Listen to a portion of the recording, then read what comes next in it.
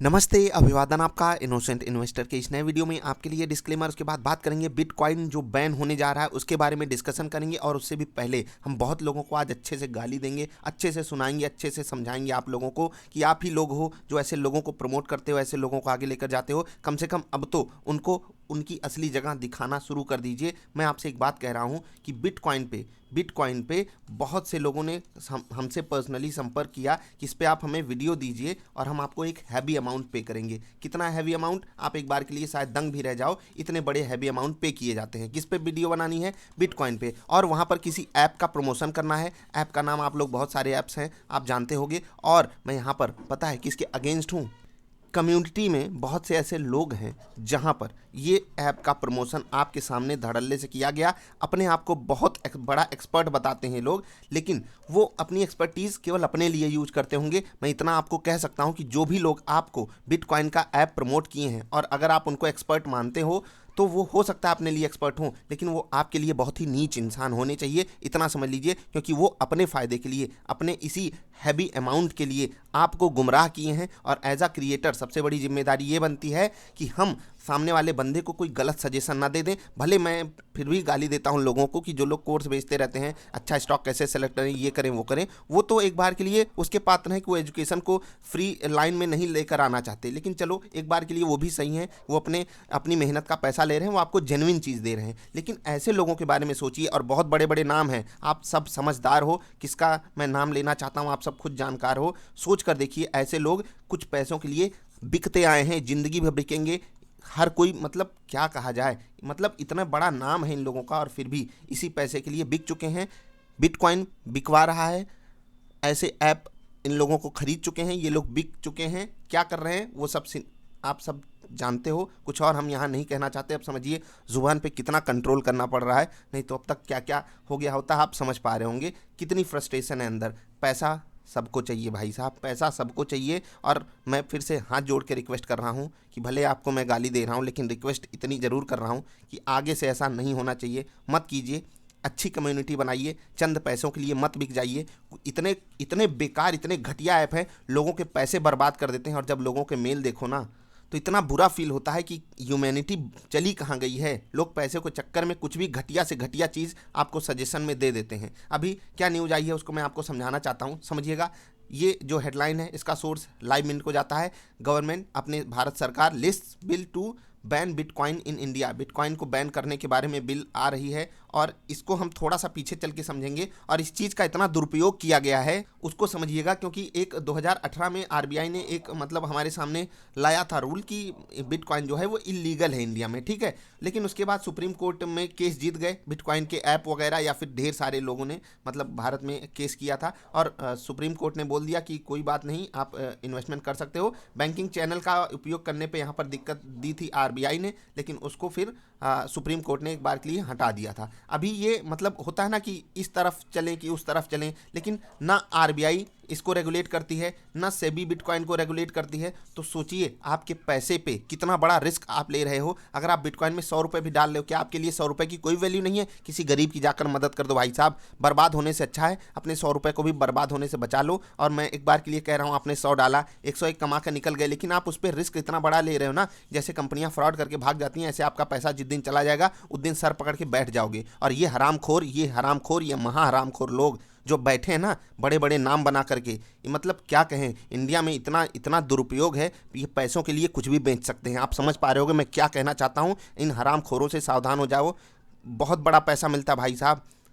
मैं मानता हूं कि एक बार के लिए दिल पे हाथ रख के पैसे को ठुकराना पड़ता है, लेकिन भाई साहब यही पब्लिक है जो आपको इतना बड़ा क्रिएटर बनाकर रखी है। कम से कम उसके साथ तो छल कपट मत कीजिए। क्यों उसको बर्बाद करने पे आप लोग तुले हो? मुझे तो सबसे ज़्यादा तकलीफ इसी चीज़ से होती है। मैं बहुत दिन से इंतजार में था कि सरकार को ये कदम उठाए, इसको बैन करे, एकदम हटा दे। या फिर जैसे कि सरकार कह रही है कि हम कुछ नया लाएंगे, डिजिटल करेंसी इंडियन होगी, उस पर मैं एक बार के लिए आपको सलाह दे सकता हूँ। रिटेल इन्वेस्टर, आम इन्वेस्टर, इनोसेंट इन्वेस्टर को इतने अलग अलग तरीकों से बाजार में बर्बाद करने के तरीके बना दिए गए हैं, क्या कहा जा सकता है। थोड़ा सावधान रहा कीजिए। आप लोगों से भी हाथ जोड़ के रिक्वेस्ट है कि कम से कम ऐसे लोगों को आप नीचे कमेंट करके अच्छे से सुना दिया कीजिए कि इनको अपनी औकात पता चले कि इनकी औकात आप लोगों से है। मैं खुद आपसे कहता हूं कि आप लोगों के कारण अगर मैं यहाँ पर खड़ा हूं, मैं आपको कुछ बातें बता रहा हूं, तो मैं आप लोगों को गुमराह करूं अगर, तो यूट्यूब को तो ये भी ऑप्शन देना चाहिए कि अगर आपने किसी को गलत सजेशन दिया और वो कुछ हुआ तो आपको आके वो 2-4 हज़ार डिसलाइक एक साथ देकर जाए,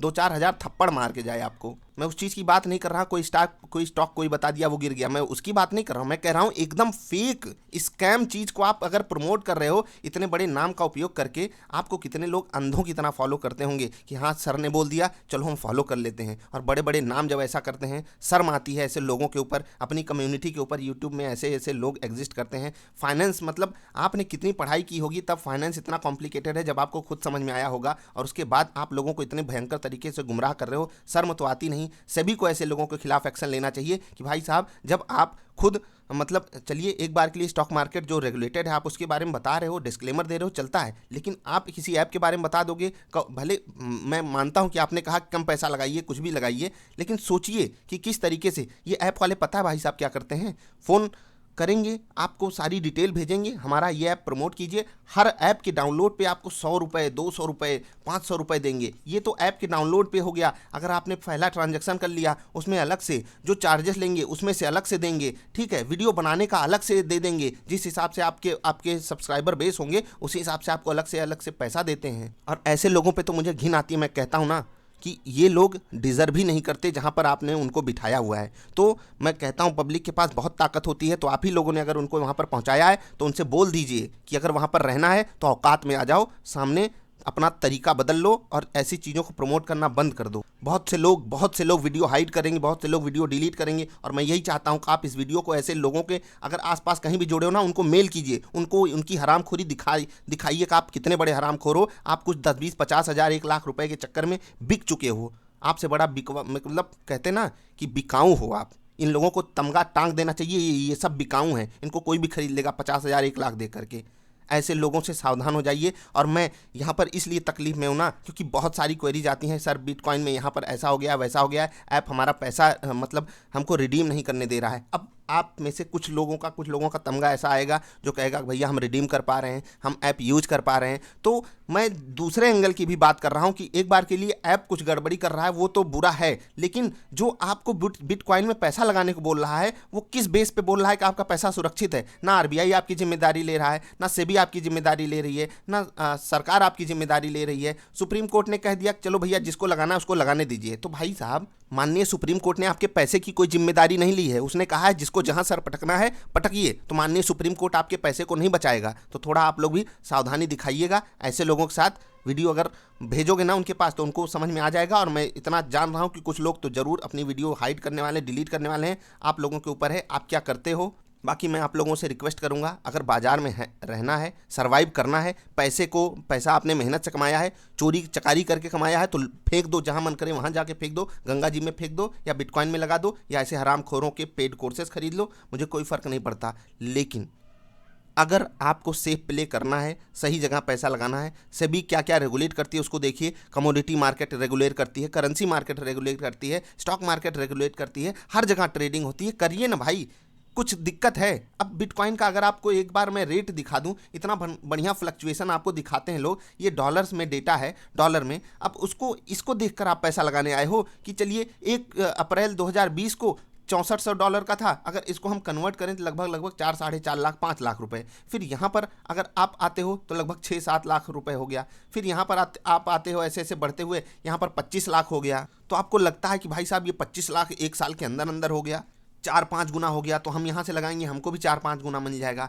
वो अलग चीज़ है, आपको मिल जाएगा, लेकिन बाजार में भी तो बहुत से अच्छे स्टॉक हैं, आप ये काम कर सकते हो। मैं एक तरीके से आप लोगों से इस मामले में नहीं डील कर पाऊंगा कि बिटकॉइन जैसा हमको कोई स्टॉक बता दीजिए, कौन सा ऐसा स्टॉक चलता है। अगर आप पिछले 1 महीने की कैंडल्स बना दो बिटकॉइन की तो इसमें लगेगा हमें कहीं नुकसान ही नहीं होता, क्योंकि 6 से 8 आया, 8 से 9 आया, 9 से 11 आया, फिर एक बार के लिए 10 गया था, फिर से 13 हो गया, फिर 19 हो गया, फिर 28 हो गया, फिर 34 हो गया, और अभी भी ऐसे ही धूम धड़ाका यहाँ पर चल रहा है। किसी दिन 10-15% ऊपर, किसी दिन 5-10% नीचे, यही बिटकॉइन में ट्रेडिंग होती है। तो भाई जब सरकार ने इसको इलीगल किया है, थोड़ा सा सरकार को भी मौका दीजिए, सम्मान दीजिए।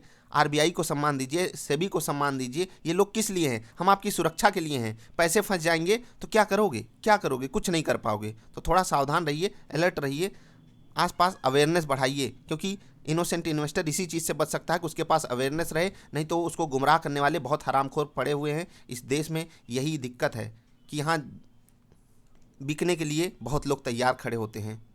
फ़र्क इससे पड़ता है कि सामने वाला खरीदार समझदार है या नहीं।